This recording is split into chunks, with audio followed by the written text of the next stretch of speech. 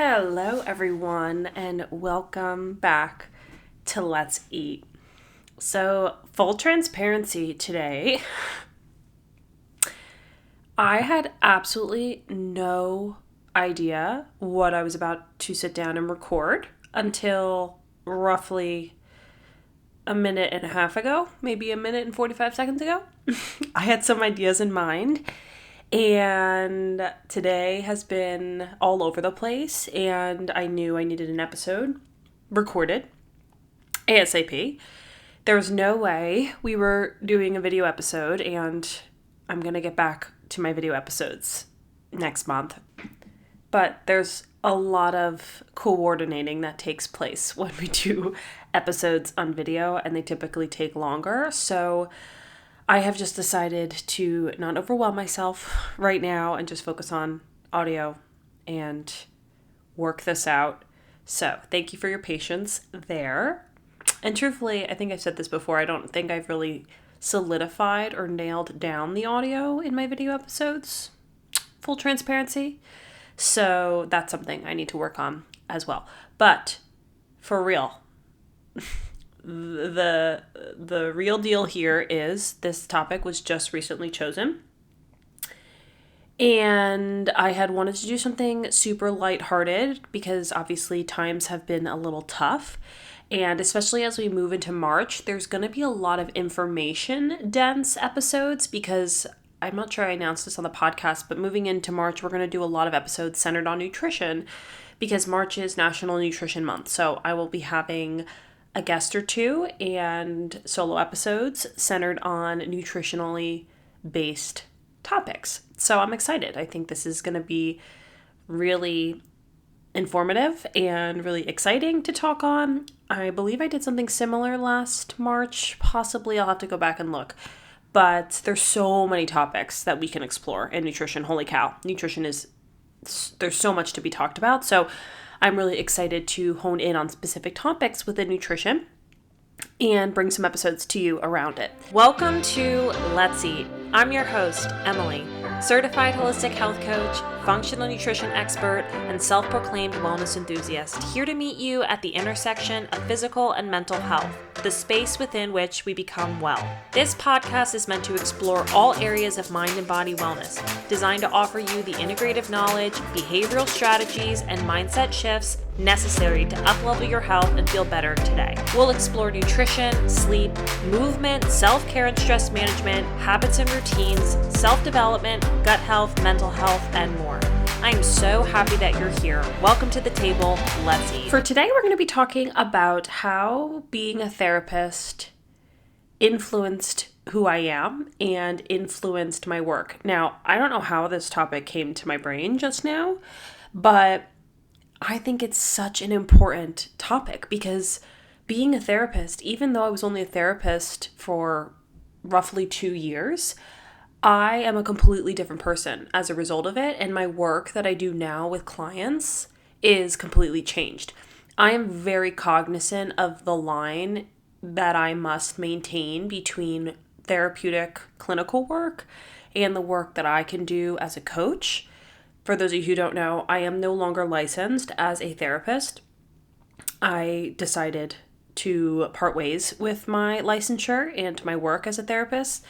So that was a choice that I made. Yes, I still have a master's degree in clinical mental health counseling, and I still have the skill sets and so forth, but I also still have the ethical awareness to know when I'm crossing a boundary. So I'll give a little bit of a backstory, and then I want to dive into this because I had a really hard time when I first resigned and I first left my role, knowing here I am with a master's degree in debt and not doing anything with it.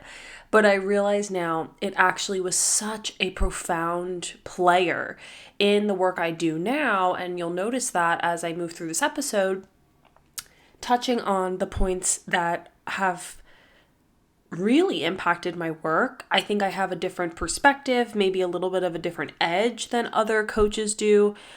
And so I think I can offer something that's a little bit more well-rounded, not to mention just having a background in mental health, but then also the clinical skill set that I do now have that I can utilize as a coach.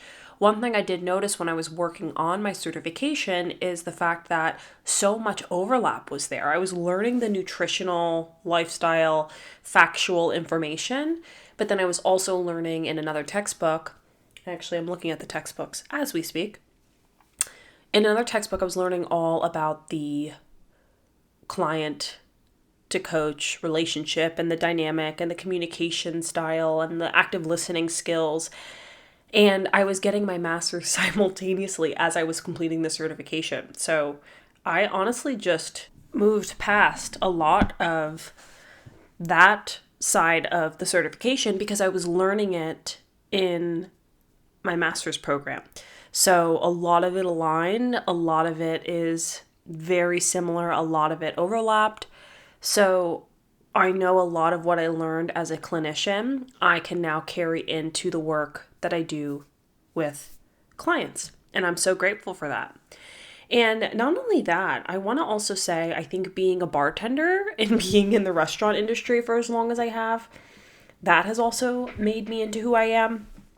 And I feel this is one of my greatest strengths, is just being able to talk to anyone and to make conversation, to have really strong people skills, to hold a conversation, to interact with others. I feel very, very proud of that skill set in me. So I think a lot of that has carried also into my work. And I'll share a little bit more how I was able to carry that into my therapeutic style and my clinical work. So to give a little bit of a background, for those of you who don't know, I got my master's degree in clinical mental health counseling in 2021. Shortly after, my intention was to just bartend for the remainder of the summer and focus on that. It was a hard year and a half. Coming out of the pandemic, I guess that was still technically in the midst of the pandemic, but being in the pandemic and then going through internship, which was a dreadful experience. I had a really terrible experience in my program. There's something called practicum, and then you transition to internship. So it's essentially a full year of one-on-one, I guess, or even group clinical work. So depending on how you break it up, you could do 2 different locations. So maybe you could work in a private practice for half the year for your practicum, and then internship, you'd work in a group facility or, an addiction center, something of that nature. So you could split it up. You could work at the same spot for the whole year. Maybe you wanted to get a taste of one setting versus the other setting. You could kind of decide based on what your interests were, who was going to hire you, who was going to take you. That was a big struggle. I started searching for a practicum site as soon as the world shut down in 2020. So not only were my classmates who were currently in internship and practicum kind of, shoved out of their positions, of their sites, but those of us who were looking for sites, these centers, these agencies, these private practices, these schools, my classmates were school counselors as well, they were not interested in hiring interns. They were like, we just need to worry about getting through the day. We don't care. We don't care about interns. So that was a big struggle for me. And I think there was always this reluctancy inside of me around finding a site because I really didn't know what I wanted to do. I was hesitant. I didn't feel totally aligned. I've shared about this probably many times, but especially in my initial few episodes about how so many of my classmates went into this field because they were inspired at an early age, or they knew they wanted to do this, or through high school, they had a guidance counselor that was super inspiring, or they went through an experience and that led them to therapy, or whatever the case was. And I feel like I've had moments. I've seen therapists over my life. I had really terrible experiences in elementary school, which I turned to guidance counselors for. So that's not that I didn't have an experience like that, but it just wasn't driving me to pursue this profession. I just wanted to go into a field that had, something that I was interested in. And that was at the time eating disorder care. And so to further that, a lot of eating disorder centers, because a lot of them are residential and a lot of them are inpatient because of the severity of eating disorder care, there were not many options for me as far as that goes, as far as finding a treatment center that was not shut down because of the pandemic, and then also simultaneously was willing to take on an intern. And what I later learned is the clinical work that I'd have in that position was very minimal because I am not in a position to work with somebody who's severely navigating an eating disorder. I'm not even a graduate of my program. That's just way too much for someone new getting into the field. So long story short, I ended up finding a last resort role with a practice based out of Philadelphia. The owner of the practice was actually a professor of mine. That ended up imploding, essentially. It was a very terrible experience. One of my girlfriends and classmates, she and I actually went to high school together. She and I really leaned into each other during that time because, I had a horrible experience, which resulted in me leaving that practice, not by choice. And she ended up leaving too because she was just so horrified by how it was all handled. And so I had to last minute find another site, moving into now almost graduation year. Found a site in New Jersey. They had a few eating disorder specialists, so I was really excited because I thought this was going to be a really great experience. I'm taking a deep breath as I say this because it was not, in fact, a great experience. It was actually a pretty terrible experience. I cried a lot. Who I was working for was really, really challenging, and she and I just did not vibe, and she was tough. And it was hard, and it was less clinical internship, more administrative. But it was also because I couldn't really see one-on-one clients because of the nature of the work that was being done. I did a lot of group work. That's where I learned a lot about dialectical behavior therapy, which I'm going to talk about here. But that semester was a rough one. I was working so hard in school, in internship, at work, and come the end of that year, I was offered a job there, which truthfully I was shocked by. I honestly think it was just because I was so now well embedded in the system, and I knew everyone, and I knew how their systems worked, and I knew the therapy, I knew it all, that they were like, well, yeah, we'll just give her a job.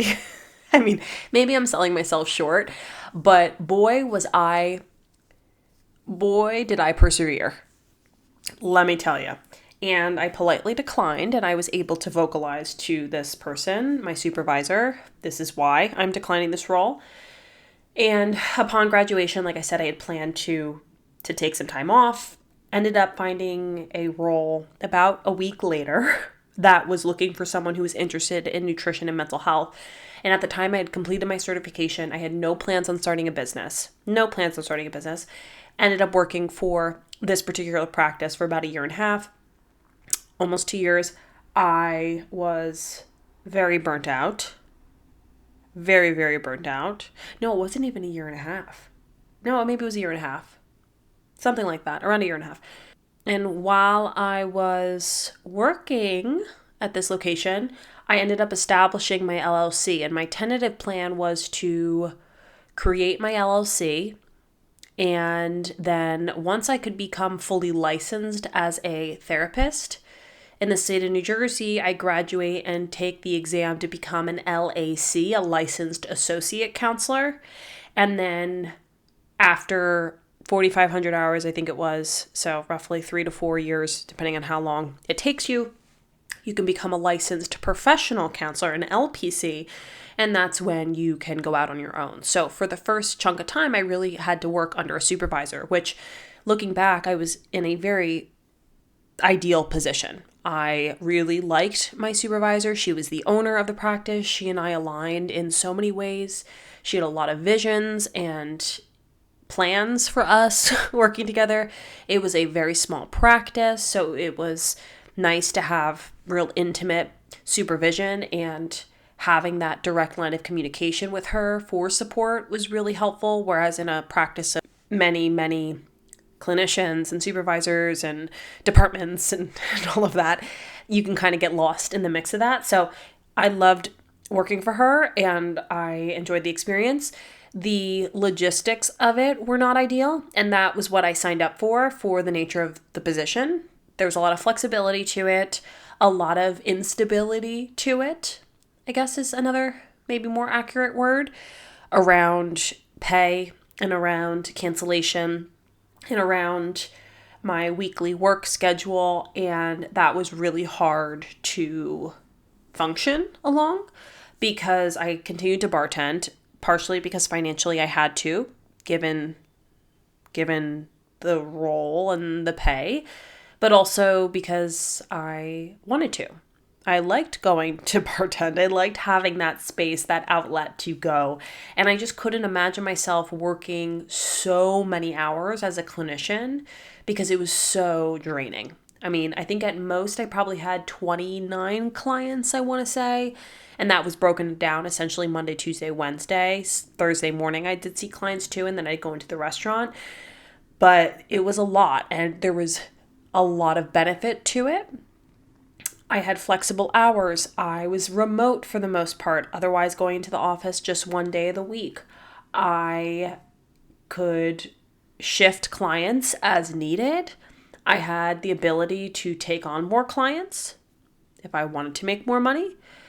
And so there's a lot of benefit to it, but then also with that comes a lot of potential downsides.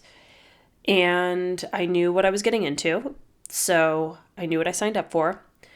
Moving into, like I said, October of 2021, I ended up forming my LLC, and I started working with a business coach, and she was really, really on top of me to start seeing clients. She was really pushing for me to start seeing clients. At the time, I was like, start seeing clients? What do you mean start seeing clients? I don't want to do that. I can't do that. And so I ended up starting not in October. I started in March of the following year. And I slowly but surely started to gain my momentum and start to get excited and start to really lean into what this could look like and what this might mean. And I remember come the end of that summer, I think I had like 4 consultations in 1 month. And I remember being like, holy cow, how am I supposed to do this? Now, over the course of this year, what a blur, okay? What a blur it was. I was bartending, I was managing my business, oh my goodness, I was doing all the things and seeing clients, and it was the best and the worst, I guess. But towards the end of that summer, moving into September, I remember on the phone with my mom, and I just was saying, I can't do this. And I said, I'm really torn. Bartending, that's where I'm making the most money right now. And yes, I mean that wholeheartedly. I was a master's level clinician, yes, just starting in the field, but doing such important work. And I was still making less money than what I do as a bartender, which is just wild. And my business, that was not something I was going to give up on. And my work as a clinician, I was under the impression, well, this is what I'm supposed to be doing. This is my master's. Like this is what I'm supposed to do. And I can't possibly quit. And my mom said to me, well, it sounds like you need to quit. And I said this to her, once I have an idea in my head, that's it. And she said, I am the same exact way. She said, I am the same exact way. There's no waiting around. And it's so funny because one of my girlfriends, one of my best friends, she might be listening right now, but we have had so many conversations over the years, over many years, over a decade of years around situations like this that we've come across in life. And we've always joked because she is such a, let me think about it. Let's give it time. I need to, overanalyze it and be sure it's the right decision and think about it. And I need to have my options planned out and everything, figured out. And I'm like, yeah, my mom told me I should quit my job. So I'm going to, I'm going to quit my job. And we kind of joke now, and it's funny. And you know who you are if you're listening, but that's just how I am. And it's been a blessing and a curse, I'll be honest. There has been moments where I've made impulsive choices that I look back on and I probably should have given things some more thought. But some of the best things have come out of that. I bought Lulu very impulsively. I quit my job as a therapist, and great things have come out from that. I'm trying to think of what else. I started this podcast kind of impulsively. I don't know. There's probably so many other examples. And I regret none of it, except for the ones that I look back on. I'm like, oh, maybe I shouldn't have done that. But even in those moments, I think you always learn and you grow. So I value that part of my personality. I don't know if it's something that I need to like consider like as being a character flaw, because I am a little impulsive in that way. But she told me that and I said, yeah, you're right. So I couldn't stop thinking about that. And I remember having multiple conversations too with one of my other girlfriends about this, and just telling her how burnt out I was and how hard it's been. And she and I would talk about this, and she's in the field as well. And I just remember having similar conversations, reminiscent of, or I guess not reminiscent of, but similar in nature to the conversation I had with my mom, but I never really thought that was an option until she kind of validated it and justified it. So here we are now in September, and I want to get the show on the road here because I know I have a message to be made, but I guess I'm kind of sharing a little bit as I move along. Ended up having the conversation with my supervisor. Didn't end as healthfully as I had hoped it would, but that's okay. And then I finished up in November 2022, and from there, your girl was on her own, ready to rock, and super, super excited. I remember I finished up the day before Thanksgiving. I had an 8-week window of time where I had to finish up with clients and, help clients transfer.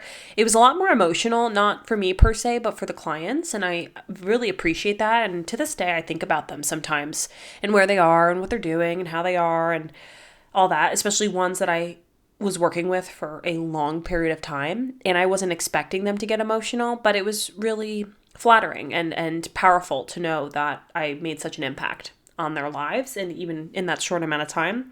But I do not regret my decision. I'm very happy with my decision.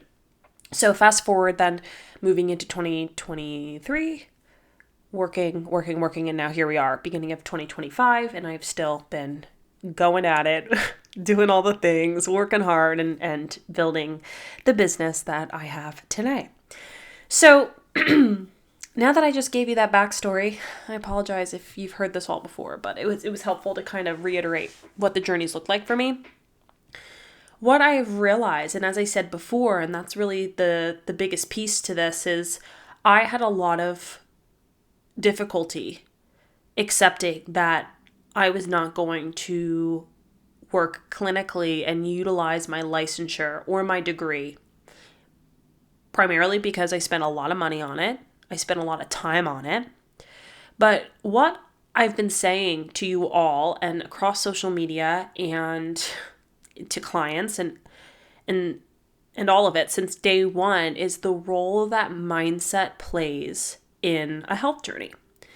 And that I'd say is the biggest piece that I've taken away from my master's degree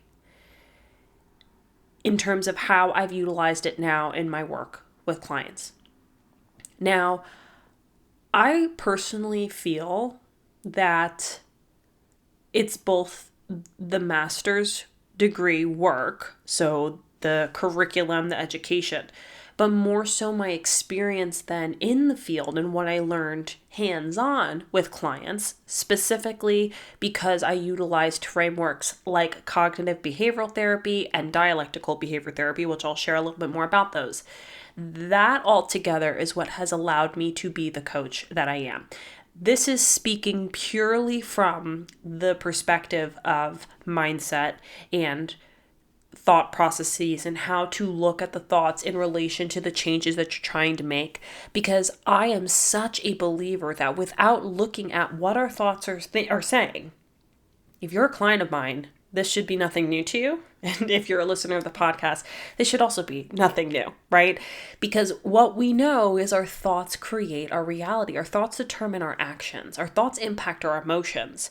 And so much of that all or nothing thinking, black and white thinking, and all of these distortions that we have as human beings, the automatic thoughts that come to our brain, the fact that so many of them are negative and so many of them are repetitive, those are going to determine how we feel and then how we act and how we behave.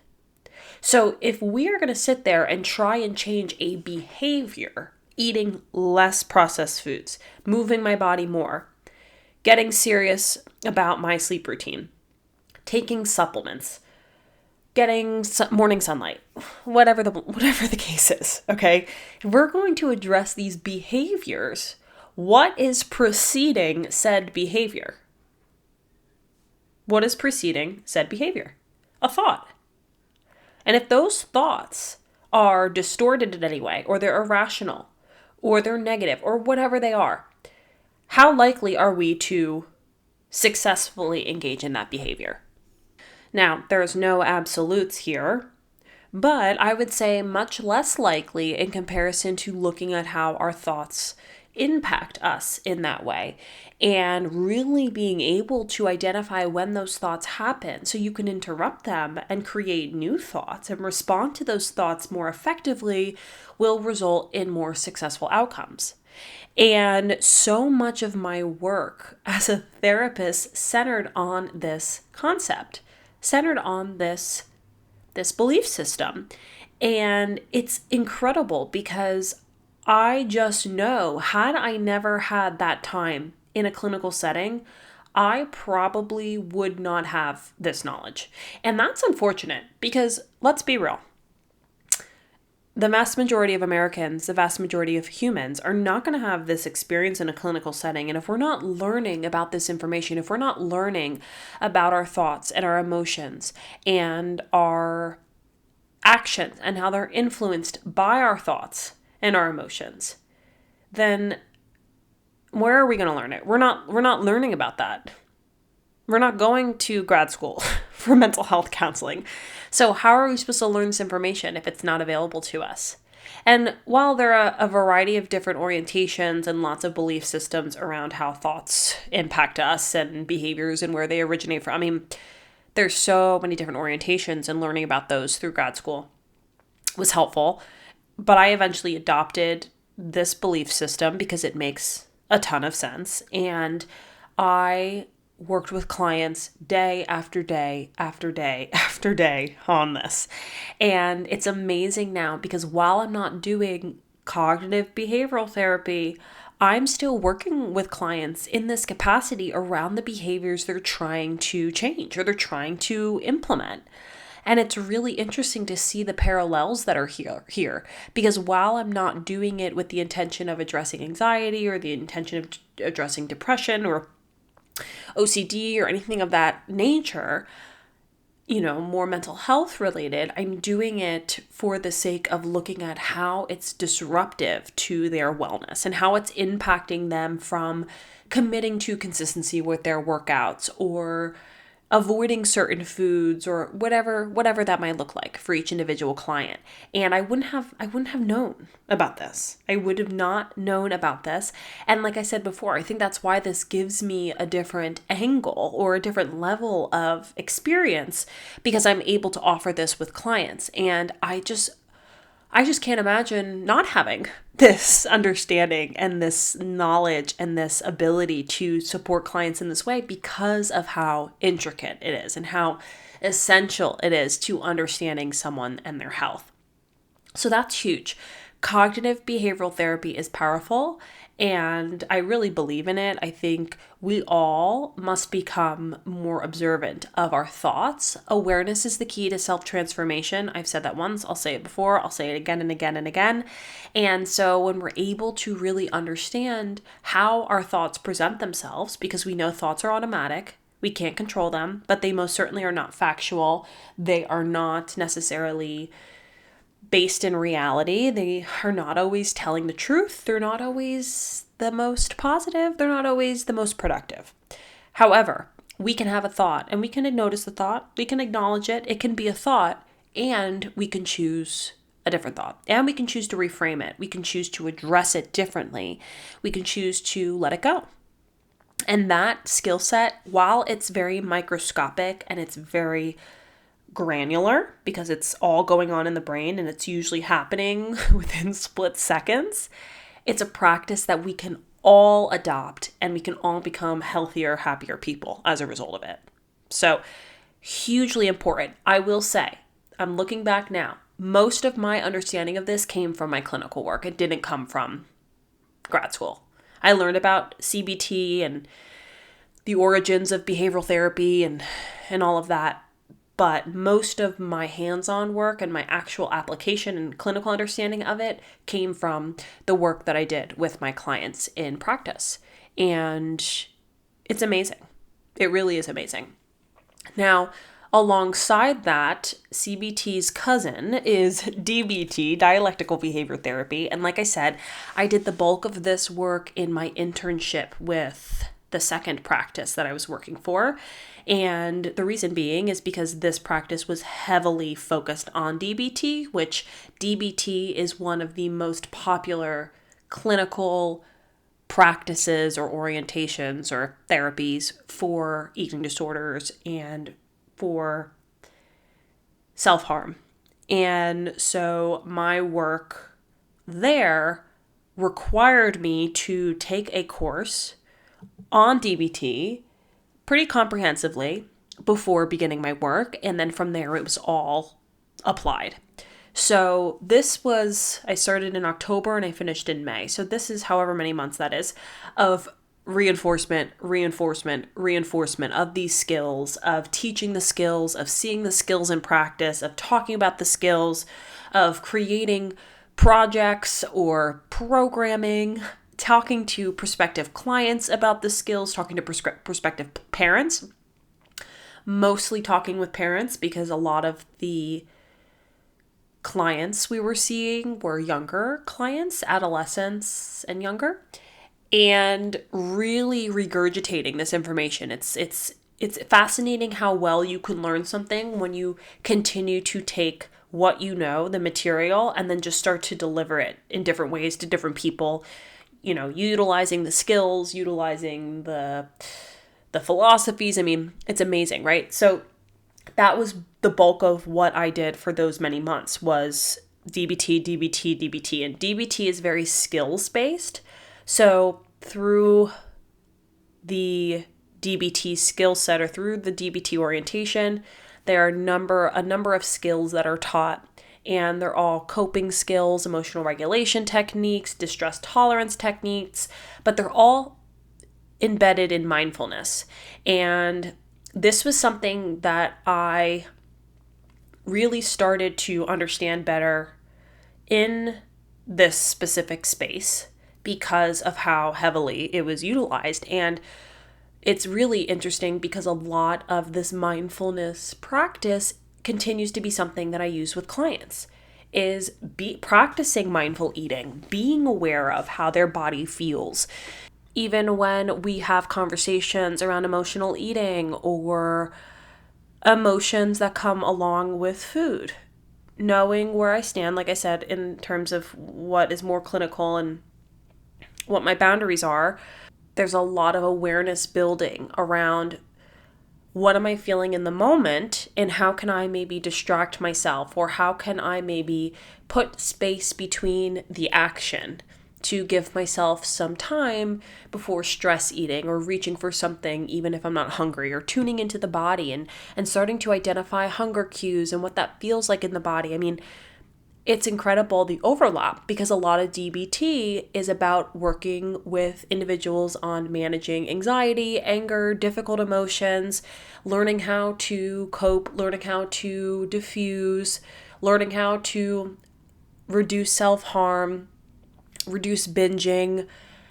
managing in those moments. And a lot of the work that I do now for clients specifically who do turn to food for managing stress or whatever the case might be, there's a lot of conversation around that mindfulness aspect about really putting space between the impulse and the urge. There's a quote by Viktor Frankl that I constantly share, and I'm going to butcher it and I'm not going to look it up. I'm just going to try to say it. But he says, between impulse and response, I'm already messing this up. Between impulse and response, there is a space, and within that space lies growth and freedom. Something along those lines. Look that up. It's a really powerful quote, and I share that with clients all the time because it's essentially saying we all can react and we can all act on an impulse and respond, but we can also put space between that impulse, that I'm going to tell this person off because they got my coffee order wrong or something, and that action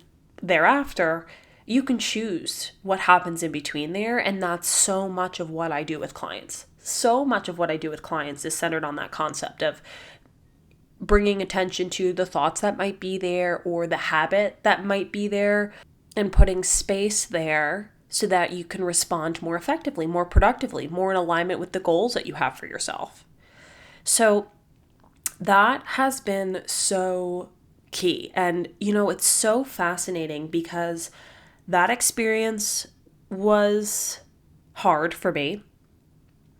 And then moving into my role as a therapist, that was also a challenge because it was new and it was a lot. And I never fully felt aligned, which is part of the reason why I did decide to leave. And I look back and I know that those experiences were there for a reason. Those experiences happened because, number one, I was figuring it out. And aren't we all figuring it out? And then also, I am now the person that I am today, and I'm the person that can help people today because of the experience I have behind me. So it wasn't until maybe these past 6 months or maybe, 10 months or whatever the case is that I started to really recognize that my time in grad school was not a waste.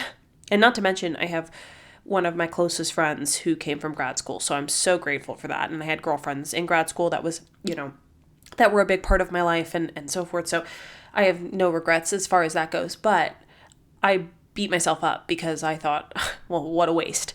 But I look back now and just from these few examples that I gave you, so much has come from it. And I'm hopeful that my clients could share and could speak on this specifically around how I've helped them address their mindset and the way that they view their health. I can't tell you how many individuals come to me. 98% of the individuals that come to me feel that they are perfectionists, feel that they are all or nothing thinkers. And in the gentlest way possible, I say to them, you are a human being. You are a human being and you are prone to, vulnerable to all or nothing thinking, black and white thinking, overgeneralizations, all of these cognitive distortions that are so incredibly common in cognitive behavioral therapy and in being a human. And the more that we can bring our attention to them, the more we can make a change around them. Because if you keep telling yourself, well, I missed my workout on Monday, so I have to restart next week. And then next week comes, and then you miss your workout again on Monday. And then you say, I'll just start again next week. And then you continue in this cycle, whether it's new excuses, whether it's the same excuse, you're going to look back and realize, wait a second, it's been weeks and I haven't even gotten to the gym more than a handful of times, or I haven't even gotten to the gym at all. But you are not going to be able to make a change here if you continue to engage in that all or nothing thinking. You're not. And so much of a lifestyle change is rooted in addressing all or nothing thinking. I will stand by that. I will stand by that. I will hold on to that. I will never let that part go. Okay? That is huge. Because if you think about it, so much of what we see as health, or we see as eating healthy or moving our bodies, is rooted in this diet mentality. I always talk about this, lifestyle versus diet mentality. And if you're thinking about your health through the lens of a diet, it starts today and it ends in 6 weeks. I start this program today, I lose 20 pounds, and then I stop. That is what a diet mentality is. It has a start and an end. And if you think it's not that, it's not going to be sustainable. Because usually they're pretty restrictive, they're pretty rigid, and they are very much giving off the all or nothing energy. Because a diet means I have to eat this way, and if I don't eat this way, I've failed my diet, or I haven't successfully completed said diet, or I have to get to the gym this many days a week per my program, because if I don't, then I'm behind, or I missed the day, so it's going to set me back, or whatever the case might be. I don't know if this is extreme or exaggerated examples, but I'm just trying to drive the point home that a diet mentality is very much rooted in that diet energy of, this is what I'm doing for this extended period of time, and then I'm looking for this result at the end of it, whether that's weight loss or symptom reduction or whatever the case is.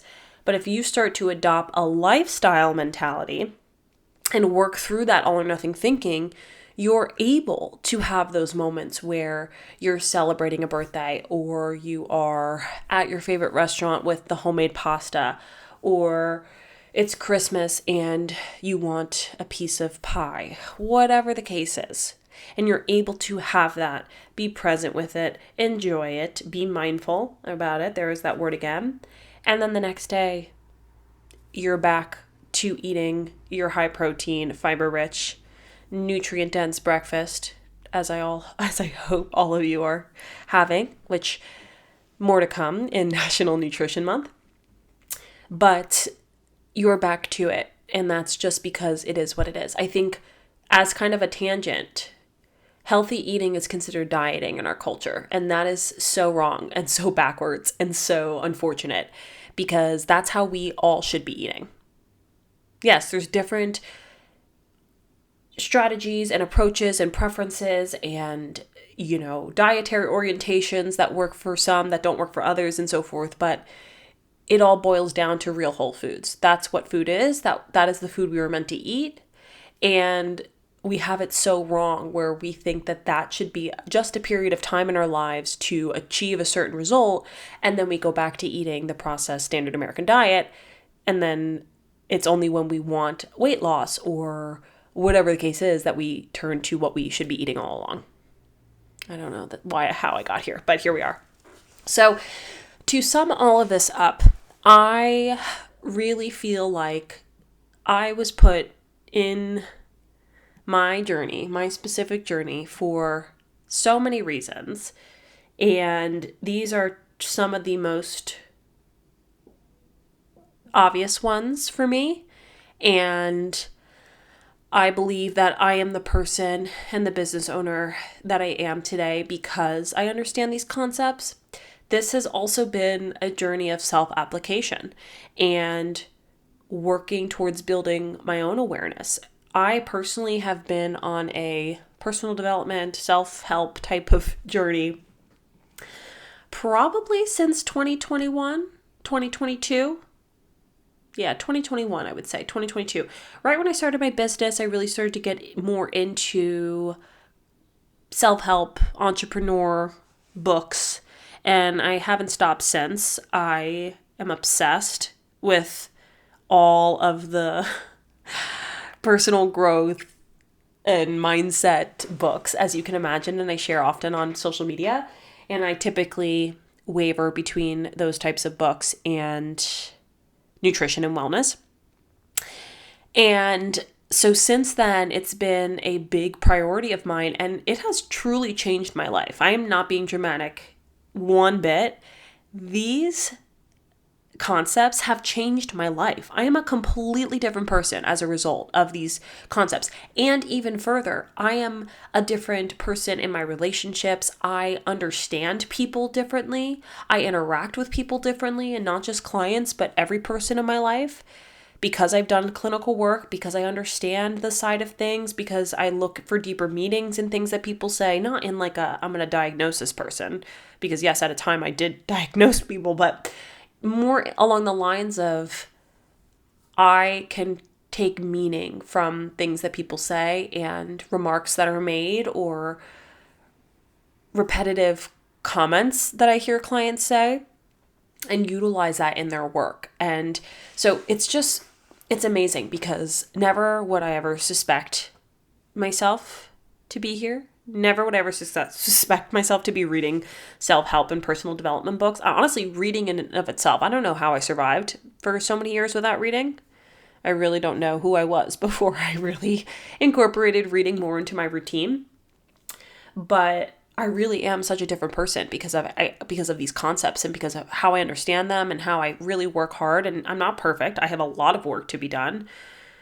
I have a lot of learning to do and a lot of awareness to build and whatnot, but I truly do see the value in this. And I think even further, there is so much value along a wellness journey when you're able to really understand how your mindset and the beliefs that you have about yourself influence your ability to sustain a lifestyle. That's what it is. Because so many of us are our own worst enemies. So many of us are getting in our own way.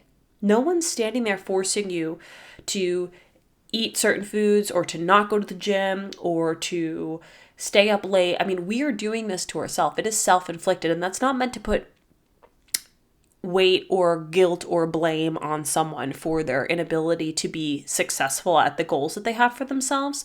But really, it's an opportunity to take these concepts and start to build awareness around. All right, every single time I go into the pantry to make dinner and I have the option to make X, Y, and Z, but instead I